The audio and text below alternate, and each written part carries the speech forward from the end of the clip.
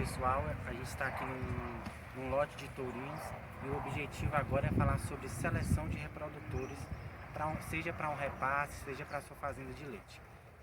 Quais são as principais características então que a gente precisa entender sobre um reprodutor para a gente escolher e ter sucesso na nossa escolha? Primeiro passo é a gente saber do andrológico desse reprodutor. Será que esse reprodutor ele vai conseguir ter sêmenes viáveis para poder reproduzir? Então tem provas de andrológico, tem testes de libido que é feito para a gente saber como que vai ser a funcionalidade desse reprodutor.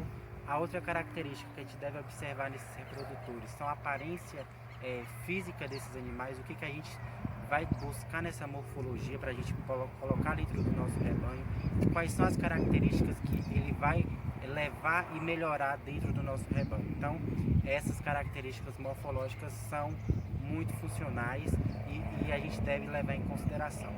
E o último ponto, e não menos importante, são os pontos que a gente deve olhar dentro de um reprodutor na hora que a gente vai escolher, que é questão de aprumo, que vai estar diretamente correlacionado com a capacidade de monta desses animais e a longevidade desses reprodutores dentro da nossa fazenda. E o segundo ponto são as características reprodutivas.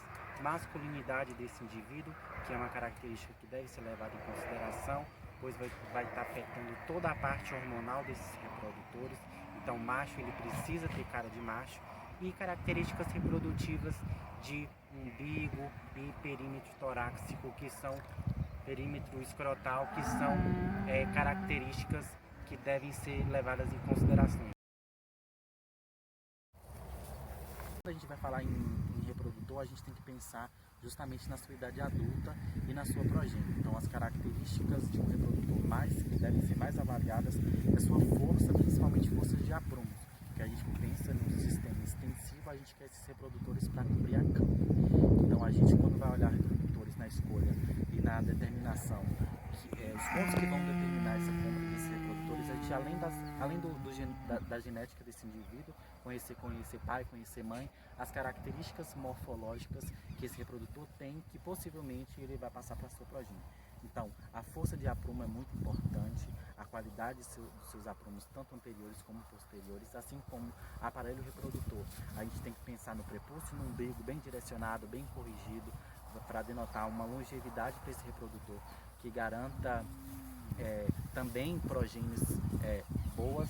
E a gente tem que avaliar, além dessas características, perímetro torácico, e também perímetro torácico relacionado à sua capacidade digestiva, capacidade cardíaca, respiratória, abertura de peitos, denotando a sua força leiteira, uma boa capacidade respiratória, que são características que esses reprodutores vão passar para a sua progênie. E o perímetro escrotal, que é uma característica, quanto maior esse perímetro escrotal desse indivíduo, mais fertilidade esse indivíduo tende a nos passar. Então, características morfológicas a se avaliar: uma força de dorso do ombro, profundidade de primeiras costelas, profundidade de terço médio, abertura e arqueamento de costelas, são capacidades cardíacas e capacidades respiratórias que vão denotar na sua progênie. Então, se eu tenho um indivíduo extremamente profundo, extremamente arqueado, eu vou ter em suas filhas indivíduos também com essas características. E quando a gente fala em produção de leite, a gente deve se levar em consideração que essas características desses reprodutores vão ser passadas para as suas progênies. E além também da sua masculinidade. Quando a gente olha para o reprodutor, a gente tem que buscar essas características de masculinidade, que está direcionada justamente às questões hormonais e questões também de reprodutivas, diretamente relacionadas. Então, quando você vai escolher esse reprodutor, é uma junção de tudo. Tanto as características reprodutivas, como as características morfológicas, como as suas características genéticas.